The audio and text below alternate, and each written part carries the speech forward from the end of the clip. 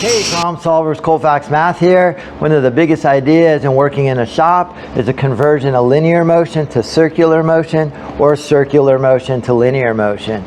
Straight line is linear motion or linear velocity. Circular motion is angular velocity. And that's what we're going to go over today in the shop.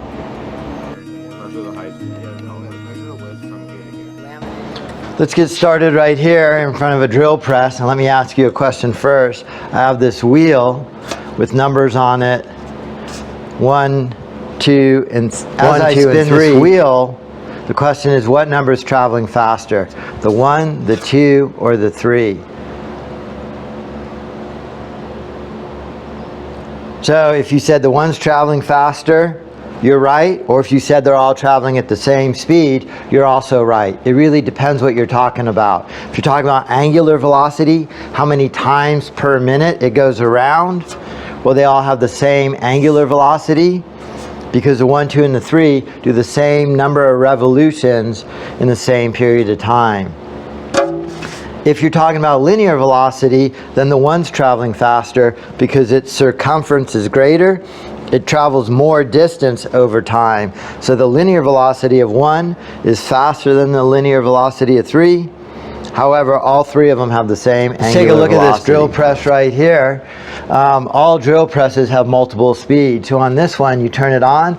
This right here is actually a tachometer, and that tachometer is measuring angular velocity, how many revolutions per minute the spindle goes around. If I turn it on, and then here's the speed adjustment back here. It could go faster or slower depending on the cutter's diameter. So it's really a big idea, this difference between angular and linear velocities. Here's my wood lathe right here. Same thing, it has gearing, set of pulleys and a belt in there, and that's so you could change speeds when your diameters change, because when your diameter changes, your circumference changes, and there's more circumference that you're cutting. So as that cylinder rotates around where the tool strikes the cylinder, the wood block, that's a linear velocity. The setting on the lathe is actually an angular velocity. So you set the angular velocity to get the ideal linear velocity depending on the radius. This is my drum sander right here. This has both linear and angular velocities. If you look right here, this is feed belt speed. That's a linear speed. This is an angular velocity of rotation. So we have both angular and linear velocities right there. This speed of the belt is measured in inches per minute, a linear velocity. The speed of the drum is measured in revolutions per minute. Here's probably one of my favorite examples of linear and angular velocity. This is a mill, and this spindle again spins in a number of revolutions per minute. That would be an angular velocity. And then the way you feed the material into the mill is a linear velocity in inches per minute, a distance over time.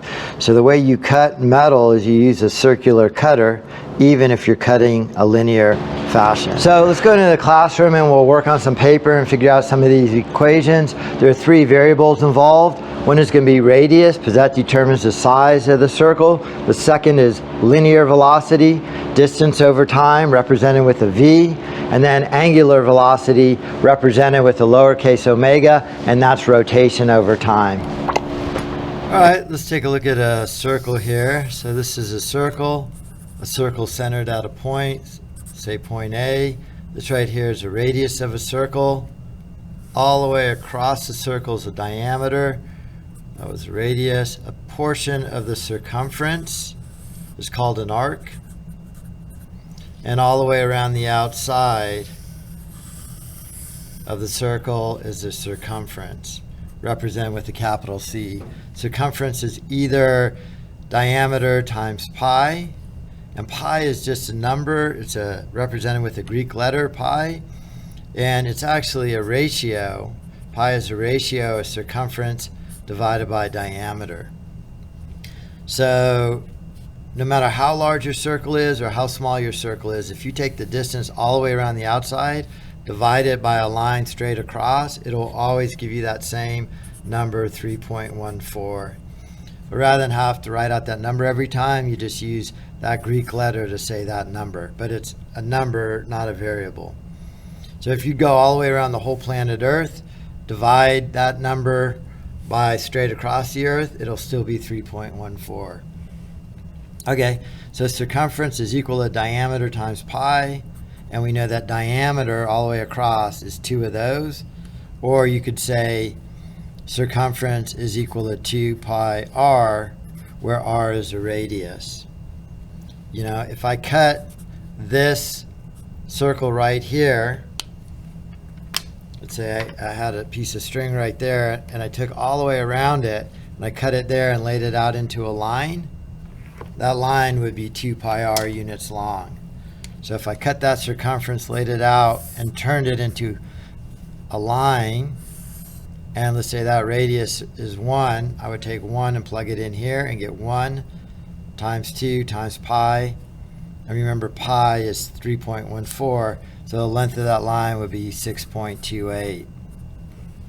Right, and let's say the radius was 1 inch, this would be 6.28 inches. And that's really this whole idea of converting circles into lines and angular and linear velocity. So a couple more variables. Linear velocity, how fast you drive your car in miles per hour, is represented with a v. So this is linear velocity, and its units will be distance over time, or if you were driving your car, miles per hour. And then this Greek letter here, omega, represents angular velocity. And it's how many times you go around over time. So this is rotation over time. Something like revolutions per minute. In your car, every car has both of these dials. This is a speedometer, miles per hour, and this is called a tachometer, RPM, and it tells you how many times per minute the flywheel is rotating. So it's a measure of how hard the engine's working. The equation we're going to use here is linear velocity is going to equal the circumference, which we know is 2 pi r, times the angular velocity, which is going to be revolutions per time or rotations per time. And that's how you calculate linear velocity. So you're really just taking the circumference, multiplying by how many times it goes around, and that's going to give you your linear velocity, distance over time. So really what this equation does, it just takes this circle, cuts it, opens it up, converts that to a linear measurement, right? Opens the circumference up. That's the length of that line, and then I just measure how many times that goes around. So let's take a look at a problem. Let's say we have a saw blade, not my finest artwork right there, a saw blade on a table saw, and let's say its radius is equal to 6 inches. It's a 12-inch table saw blade. And let's say its angular velocity is spinning at 2,000 revolutions per minute. And I want to know if I hit the back of that blade and I get a kickback, how fast that kickback's traveling. Well, really this table saw blade, even though my drawing's not very good, is really a circle. And if I touch that blade, what comes off of that blade is a line tangent to that circle. It's a straight line. So that's going to be a linear velocity, the part coming off, and this is an angular velocity. So let's calculate the linear velocity of a little wood chunk coming off of that blade if it catches it right at the outside. So remember, linear velocity is going to be equal to 2 times pi times that radius, 6 inches, times the angular velocity, 2,000 revolutions per minute. And I just multiply those things together to get a linear velocity. So my linear velocity will be 2 times that number pi times 6 times 2,000. And that board comes off at 75,000 400 inches per minute. Inches per minute. And that's why a kickback's so dangerous, is because it's traveling so fast. If you want to calculate that into miles per hour, say, I'm in a linear velocity, inches per minute. To go to miles per hour, I'm really just doing unit conversion. So I'm going at 75,400 inches per minute. I could only multiply by factors of 1, just not to change the value. I know that 12 inches equal 1 foot. We want to go to miles per hour. 5,280 feet equal 1 mile. And I put that down here so my feet will cancel, my inches cancel, and now I'm in miles per minute. So I know 60 minutes equals 1 hour. So let me make sure all my units cancel. My inches are canceling. My feet cancel. I have miles per hour, and that's what I wanted. I wanted MPH, miles per hour. So let's do that on the calculator. I have 75,400 times 60 divided by the 12 divided by the 5280, and I get 71 miles per hour. So if that table saw has a 6-inch radius and is spinning at 2,000 revolutions per minute, a board hits it and comes flying off, it converts it to a linear trajectory. It is going to be traveling at 75,000 inches per minute or 71 miles per hour. It's pretty fast. All right, let's look at another problem. All right, so my car is driving along the road here.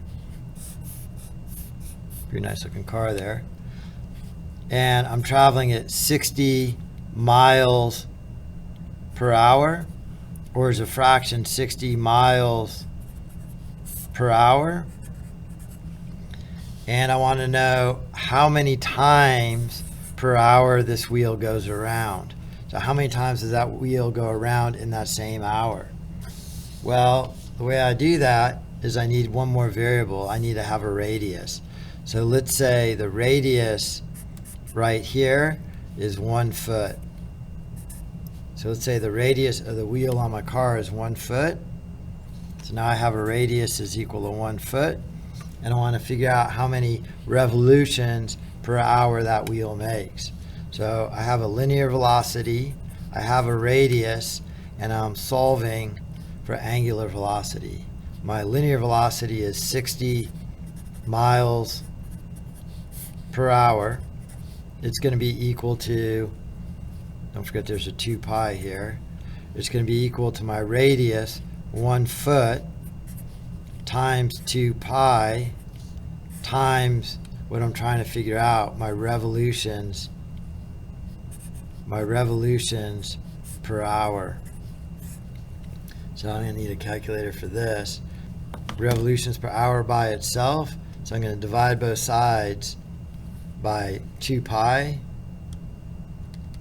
So I have 60 divided by 2, and there's pi, and I get 94. But when I'm dividing here, these are feet and these are miles. So I have 60 miles per hour, and I'm dividing by that, which is multiplying by the reciprocal, 2 pi feet, right? So I got to cancel these units right here. So the only way I could do that is I have to multiply by a factor of 1. 5,280 feet is equal to 1 mile. Now my feet cancel, my miles cancel, and I'm going to multiply all those numbers together. So we multiply this all together to get 50,420. And that's going to be my miles canceled, my feet canceled, nothing in the numerator, so it'll be revolutions per hour. Seems pretty fast, but that's per hour. So we'll do a unit conversion here. 5,420 revolutions per hour. See why I'm doing this? let me just say, if you like this channel, think about subscribing. This channel's a practical math channel.